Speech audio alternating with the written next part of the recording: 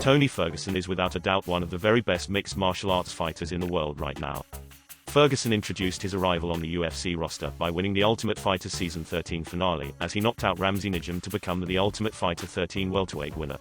Over the course of his long and storied career, Ferguson has been praised by one and all for having transformed himself from a wrestler to a complete mixed martial artist. The vast majority of combat sports fans and experts assert that Ferguson is one of the most well-rounded fighters to have ever stepped foot inside the UFC's famed octagon. The former interim UFC Lightweight Champion is notorious for being more than capable of finishing off even the slickest of opponents, with a vast array of punches, elbows, kicks, knees, as well as submissions. I'm James from Fight Library, and today we will take a special look at the 3 best Tony Ferguson UFC fights. Number 3. Tony Ferguson's incredible journey toward his first full UFC title shot continued at UFC 238. Putting personal and legal issues behind him, Ferguson unleashed a beating on veteran Donald Cerrone on Saturday that left the crowd favorite with a bloodied and swollen face after 2 violent rounds at UFC 238 in Chicago. A blatantly late right hand from Ferguson after the horn to end round 2 left Cerrone wounded, but just as the fighters stood up to start the final round, Cerrone reflexively blew his nose, which instantly caused his right eye to grotesquely swell shut. A pair of cage-side doctors called off the fight shortly after.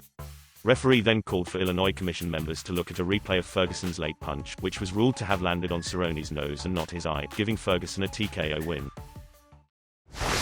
Number 2. It was at UFC 216 that Tony Ferguson faced Kevin Lee for the interim UFC Lightweight Championship.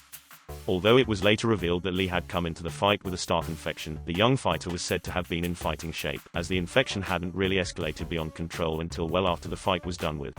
When matched up against Lee at UFC 216, Ferguson seemed to struggle with the former's wrestle-boxer style, as Lee surprisingly landed several jabs and right hands on Tony Ferguson.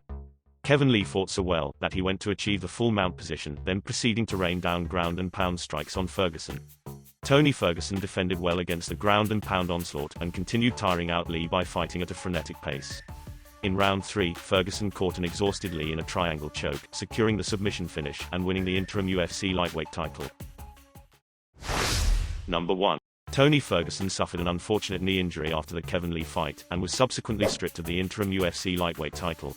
After rehabbing his knee, Tony Ferguson returned to the octagon at UFC 229 to take on former UFC lightweight champion Anthony Pettis in a potential number 1 contenders fight, with the winner likely getting the next title shot at the UFC's lightweight title. The fight lasted for the entirety of 2 rounds, and turned out to be an instant classic. Pettis dropped Ferguson, not once but twice, dinging the latter with beautiful, crisp punches. However, Ferguson recovered swiftly, and proceeded to attack Pettis' body with punches, kicks and knees. Ferguson continued his onslaught on Pettis in round 2.